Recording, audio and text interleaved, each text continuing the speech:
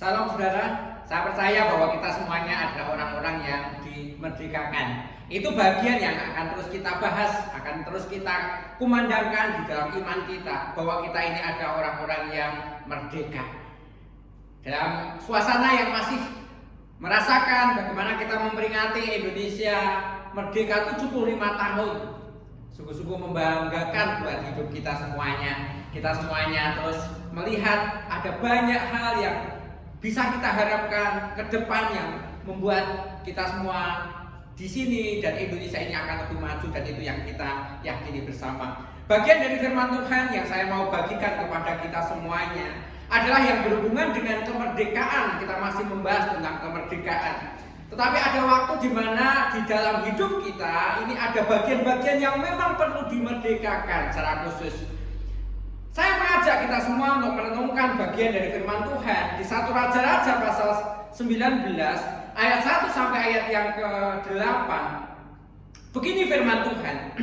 Ketika Ahab memberitahukan kepada Isabel segala yang dilakukan Elia dan perihal Elia membunuh semua nabi itu dengan pedang, maka Isabel menyuruh seorang suruhan mengatakan kepada Elia, "Beginilah kiranya para Allah menghukum aku, bahkan lebih lagi daripada itu, jika besok kira-kira pada waktu ini aku tidak membuat nyawamu sama seperti nyawa salah seorang dari mereka."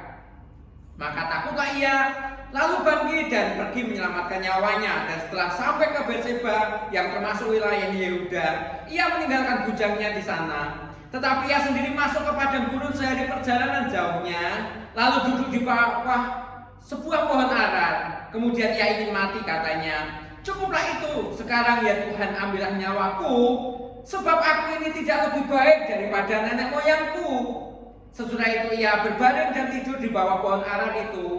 Tetapi tiba-tiba seorang malaikat menyentuh dia serta berkata kepadanya, "Bangunlah, makanlah." Ketika ia melihat sekitarnya, maka pada sebelah kepalanya ada roti bakar dan sebuah kendi berisi air. Lalu ia makan dan minum, kemudian berbaring pula. Tetapi malaikat Tuhan datang untuk kedua kalinya dan menyentuh dia serta berkata, "Bangunlah, makanlah, sebab kalau tidak perjalananmu nanti akan terlalu jauh bagimu." Maka bangunlah ia, lalu makan dan minum, dan oleh kekuatan makanan itu ia berjalan 40 hari 40 malam lamanya sampai ke gunung Allah, yakni Gunung Horeb. Ini adalah sebuah cerita tentang seorang nabi Tuhan, Nabi Elia. Nabi Elia ini heroik sekali. Di ayat yang sebelumnya, cerita sebelumnya, ia mengadakan satu demonstrasi kuasa Allah, bagaimana dia berhadapan dengan 450 nabi-nabi yang bukan penyembah Tuhan. Dan dia mau buktikan siapa Allah, siapa Tuhan yang hidup, yang semestinya kita sembah. Kemudian ada sebuah pembuktian. Baru kemudian ternyata benar-benar Allah yang disembah oleh Elia, Allah kita adalah Allah yang hidup, dengan pembuktian bahwa ada api yang dikirim yang menyambar korban yang disajikan oleh Elia. Sementara korban dari 450 nabi Baal ini ternyata tidak dijawab ketika mereka meminta api.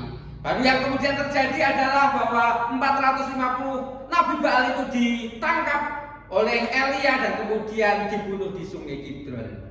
Nah, dan kemudian ini sebuah cerita diberitahukan kepada Isabel oleh Ahab bahwa nabi-nabi yang 450 orang itu sudah dibunuh oleh Elia. Baru kemudian Isabel bersumpah, "Besok kalau hari ini juga seperti hari ini juga, nyawamu tidak sama seperti salah satu dari nabi, terkutuklah aku." Baru kemudian Elia menjadi takut, ia berjalan dan ia bersama dengan bujangnya, tapi kemudian ia masuk ke sebuah padang gurun. Dan di sanalah kemudian ia mulai berpikir hal yang lain. Lihat di sini ayat yang keempat. "Tetapi ia sendiri masuk ke padang gurun sehari perjalanan jauhnya, lalu duduk di sebuah pohon ara. Kemudian ia ingin mati, katanya, 'Cukuplah itu, sekarang ya Tuhan, ambillah nyawaku, sebab aku ini tidak lebih baik daripada nenek moyangku.'" Kalau kita perhatikan, ini ada satu cerita yang sangat naif bagi seorang nabi besar sebesar Elia. Satu titik tertentu. Kemudian ia berkata kepada Tuhan yang sudah membuktikan kuasanya, yang menjawab doa-doanya, dan dia berkata, cukup Tuhan, cukup sampai di sini. Lebih baik aku mati. Semuanya sudah selesai. Karena apa? Aku tidak lebih baik. Aku tidak lebih baik daripada nenek moyang. Bapak, Ibu, dan Saudara, bagian ini yang akan kita lihat. Rupa-rupanya ada satu perasaan, ada satu kondisi di dalam diri Elia. Sebuah keputusasaan. Sebenarnya kemenangan-kemenangan yang sudah ia lalui itu kemenangan-kemenangan yang heroik, kemenangan-kemenangan yang luar biasa. Tapi ada satu titik di mana dia pengen berhenti semuanya karena dia melihat aku tidak lebih baik. Ada bagian yang kemudian dia lihat, aku sama saja, aku tidak lebih baik. Dia mulai bayangkan bahwa toh aku pun juga tidak bisa membaharui apapun. Aku tidak bisa berbuat lebih banyak lagi. Kalau banyak orang-orang sebelum aku, nenek moyangku yang mencoba berbicara tentang nama Tuhan di tengah-tengah bangsa ini, dan rupa-rupanya sepertinya juga tidak berhasil, dan dia kemudian juga berkata, aku tidak lebih baik. Nah, bagian ini yang kadang-kadang belum dimerdekakan. Bagian ini yang kadang-kadang masih membelenggu anak-anak Tuhan. Satu perasaan, satu pendapat pribadi, pendapat subjektif, penilaian pribadi bahwa aku ini tidak lebih baik. Ada bagian dalam penilaianmu, dalam penilaian kita kadang-kadang bahwa melihat kehidupan ini tidak akan lebih baik. Nah, ini bagian yang harus kita merdekakan. Seberapa kita adalah orang-orang yang bisa tergodai untuk kita melihat bahwa kehidupan ini tidak lebih baik. Aku tidak lebih baik dibandingkan dengan semua nenek moyangku. Aku pengen membuat sebuah kehidupan yang lebih baik, tapi toh ternyata aku tidak lebih baik. Aku juga tidak akan pernah bisa menciptakan hal yang lebih baik. Dan ini yang kemudian mau kita renungkan. Di sini kadang-kadang kita bisa tidak merdeka karena kita sedang berpikir dalam pandangan subjektif kita. Semua hal tidak bisa diubah. Aku tidak bisa membuat perubahan. Apa yang menjadi ekspektasi orang, keluarga, siapapun orang-orang terhadapku, ternyata tidak bisa aku wujudkan. Aku tidak lebih baik. Mari kita akan melihat apa jawab Tuhan ketika dalam iman anak-anaknya tergodai untuk hidup dalam belenggu. Aku tidak lebih baik.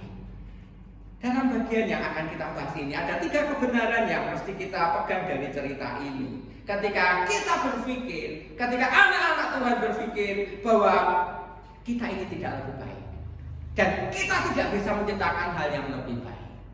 Apa yang Tuhan mau katakan ketika ada pikiran yang seperti itu? Mari kita lihat. Di ayat yang ke-5, sesudah itu ia berbaring dan tidur di bawah pohon ara itu. Tetapi tiba-tiba seorang malaikat Tuhan menyentuh dia serta berkata kepadanya, bangunlah, makanlah. Ketika ia melihat sekitarnya, maka pada sebelah kepalanya ada roti bakar dan sebuah kendi berisi air.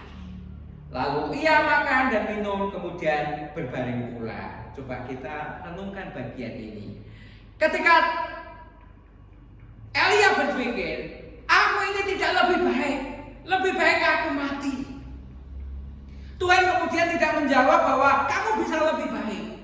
Atau Tuhan kemudian berkata, ya benar kamu tidak lebih baik. Dan semuanya sama. Tuhan tidak menjawab itu. Tetapi apa yang dijawab Tuhan? Dia utus malaikatnya. Baru kemudian dia sediakan roti bakar dan ditaruh di dekat Elia. Dan kemudian juga ada air di dalam kendi yang kemudian bisa dinikmati oleh Tuhan tidak menjawab perkataannya, tapi Tuhan memberi jawaban dengan sebuah penyediaan. Apa yang dia sediakan? Yang disediakan adalah energi.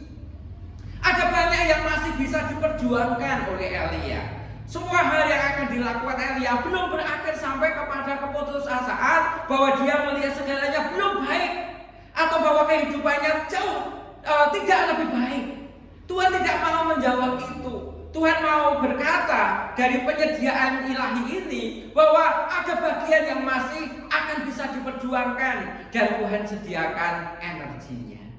Jadi ketika ada pikiran di mana apa yang kuperjuangkan ternyata tidak membuahkan hasil, aku tidak bisa melihat sesuatu yang lebih baik, Tuhan tidak kemudian menghakimi bahwa kamu memang tidak bisa, memang segalanya tidak lebih baik, atau dia berkata bahwa menghibur dengan masih ada hal yang lebih baik, semuanya memang akan Tuhan sediakan yang lebih baik. Tapi terlebih daripada itu yang menyentuhnya adalah Tuhan sediakan di sekitar Elia adalah sumber energi untuk bisa melanjutkan kehidupan itu. Nah, itu juga yang berlaku untuk hidup kita semuanya. Kadang-kadang Tuhan memang tidak akan menjawab keluhan kita atau gumaman perasaan kita bahwa kok aku tidak bisa melihat kehidupan ini lebih baik. Yang aku doakan untuk segalanya lebih baik kok kemudian belum muncul. Ingatlah, di sekeliling kita masih ada banyak sumber energi yang Tuhan sediakan. Ada banyak hal di mana Tuhan siapkan energi. Teruslah berjalan. Energi rohani kita banyak. Doa-doa dari orang-orang sekeliling kita, firman Tuhan yang bisa kita akses, yang bisa kita dengar, orang-orang sekeliling kita yang memberi support rohani, atau bahkan Tuhan yang bisa berbicara, bahkan audible dalam diri saudara. Dan ketika saudara meyakini ini adalah sumber energi yang bisa membuat saudara kembali hidup, dan ini yang Tuhan mau jawab. Ketika ada gumaman, ketika ada keluhan, ketika kita mulai berpikir dalam pandangan subjektif kita, Tuhan mau berikan kepada kita ada sumber energi di sekeliling hidup kita dan manfaatkan sumber energi itu. Bagian yang kedua, di ayat yang ke-6, ketika ia melihat sekitarnya, maka ia pada sebelah kepalanya ada roti bakar dan sebuah kendi berisi air, lalu ia makan dan minum, kemudian berbaring pula. Tetapi malaikat Tuhan datang untuk kedua kalinya dan menyentuh dia serta berkata, bangunlah, makanlah, sebab kalau tidak perjalananmu nanti terlalu jauh bagimu. Kita tahu yang pertama ketika sumber energi disediakan oleh Tuhan, Elia kemudian memanfaatkan sumber energi itu, ia makan, ia minum, tetapi kemudian ia berbaring pula dan kemudian tidur. Tuhan tidak putus asa, Tuhan kemudian datang kembali untuk kedua kalinya. Hal yang sama Tuhan lakukan. Disediakan makan, disediakan minum, baru kemudian makanlah, minumlah. Kalau tidak, perjalanan ini akan terlalu jauh bagimu. Tuhan tidak izinkan Elia pensiun pada waktu itu. Ia berikan kekuatan yang terus dibaharui. Tuhan tidak mengurangi rute perjalanannya, tetapi Tuhan tambahkan kekuatannya, dan itu yang dilakukan oleh Tuhan. Tuhan tidak pernah mengurangi beban di dalam hidup anak-anaknya, di dalam nabi ini juga, tetapi yang Tuhan tambahkan adalah kekuatan baru untuk bisa memikulnya. Ini sebuah prinsip. Tuhan berkata bahwa makanlah, minumlah, perjalanan ini akan masih panjang. Kalau kamu tidak makan, kamu tidak memanfaatkan sumber-sumber energi yang ada ini, kamu merasa bahwa nanti perjalananmu akan terlalu jauh. Dan benar, memang masih akan ada perjalanan jauh yang akan ditempuh oleh Elia. Untuk itulah Tuhan berkata, makanlah, minumlah. Tuhan tidak akan mengurangi rute perjalanannya. Tuhan tidak akan pernah mengurangi tanggungannya. Tuhan tidak akan pernah mengurangi bebannya. Tetapi yang mau Tuhan tambahkan adalah kekuatannya. Dan itu prinsip untuk hidup kita semuanya. Kalau saudara merasa bahwa beban ini kok berat, ada banyak bagian yang sepertinya menjadi terlalu banyak, terlalu berat buat hidupmu.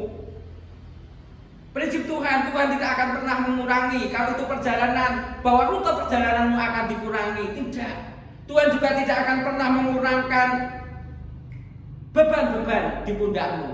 Tetapi yang Tuhan mau tambahkan adalah kekuatanmu untuk menanggungnya. Yang Tuhan mau tambahkan adalah kekuatan bahumu untuk bisa memikulnya. Dan itu yang Tuhan anugerahkan buat hidupmu. Jadi ini sebuah prinsip. Tuhan akan perbarui kekuatan kita untuk bisa terus berjalan sesuai dengan apa yang sudah Tuhan tetapkan buat hidup kita. Tanggung jawab kita mungkin banyak, beban kita mungkin banyak. Tapi percayalah, janganlah pernah kita minta bahwa perjalananku dikurangi Tuhan, bebanku dikurangi Tuhan. Oh, ternyata bukan prinsip Allah kita. Ternyata ini bukan prinsip firman Tuhan. Prinsip firman Tuhan adalah ada kekuatan yang ditambahkan, ada bau yang semakin dikuatkan untuk kita memikul banyak beban. Beberapa teman, beberapa saudara mungkin dengan banyak hal yang terjadi hari-hari ini, banyak hal yang berubah, tetapi tanggungan saudara tidak berubah. Mungkin saudara malah bahkan tanggungannya bertambah, baik dari tanggungan secara sosial ekonomi, tanggungan dalam banyak tanggung jawab. Dan mungkin saudara berkata bahwa kok terlalu banyak ya. Tapi hari ini saya mau sampaikan dari firman Tuhan ini, Tuhan mau berikan engkau energi, dan Tuhan mau terus tambahkan kekuatanmu untuk memikul banyak tanggung jawab yang Tuhan berikan atasmu. Percayalah, Tuhan mau sediakan itu bagimu. Ini yang kedua. Yang kemudian yang ketiga, di ayat yang ke-8 berkata, maka bangunlah ia setelah ia dibangunkan oleh malaikat Tuhan, lalu makan dan minum, dan oleh kekuatan makanan itu ia berjalan 40 hari 40 malam lamanya sampai ke gunung Allah, yakni gunung Horeb. Ternyata ketika Elia kemudian makan, kemudian ia minum, ia taati apa yang Tuhan mau. Firman Tuhan berkata, perjalananmu masih jauh, ada hal yang harus kamu tempuh, ada tanggung jawab yang harus kamu lakukan. Elia berjalan 40 hari 40 malam dari Israel tempat ia ketemu Tuhan ini sampai ke gunung Horeb yang memakan waktu 40 hari 40 malam. Ada bagian yang memang kemudian terjadi di gunung Horeb itu, ia bertemu dengan Tuhan. Ada banyak kemudian tanggung jawab yang Tuhan sampaikan. Ada banyak yang kemudian tugas-tugas yang Tuhan kemudian jelaskan di sana. Harus mengurapi nabi, harus mengurapi raja, harus banyak hal yang kemudian ia sampaikan kepada calon penggantinya, dan kemudian Tuhan jelaskan. Di mana itu? Di gunung Horeb. Ada bagian yang kemudian Tuhan mau lakukan di gunung Horeb itu. Tapi harus menempuh perjalanan yang 40 hari 40 malam dulu lamanya, barulah sampai kepada tujuannya. Bapak, Ibu, dan Saudara, ini juga menjadi sebuah prinsip bahwa perjalanan kita ini harus selesai. Perjalanan ini harus selesai. Untuk kemudian dia bertemu dengan Tuhan, Elia ini bertemu dengan Tuhan dan menerima semua penjelasan Tuhan, dan sejak hari itu hatinya dipulihkan. Hatinya kemudian kuat kembali berdiri sebagai seorang nabi Tuhan yang mengurapi raja, yang mengurapi nabi, yang kemudian juga mencari calon pengganti. Ada peneguhan yang kemudian ia terima di gunung Horeb itu. Tapi memang harus ada perjalanan yang ia tempuh. Tapi perjalanan itu harus dia selesaikan. Bapak, Ibu, dan Saudara, ini prinsip hidup kita semuanya juga, bahwa perjalanan iman itu harus selesai. Perjalanan hidup kita ini harus selesai. Sampai di mana? Sampai di tempat di mana Allah menanti kita. Kadang-kadang dalam penantian itu juga Tuhan mungkin akan berikan visi lain lagi.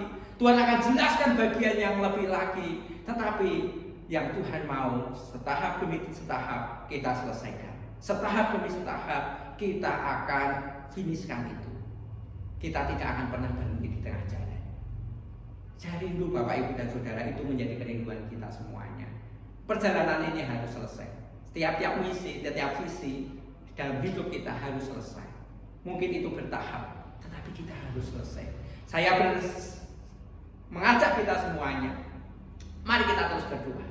Kita selesaikan tiap-tiap tahapan apa yang Tuhan rencanakan buat hidup kita semuanya. Jangan sampai kita kedapatan tidak selesai. Tuhan bersama kita untuk kita ini selesaikan semuanya. Selesaikan semuanya.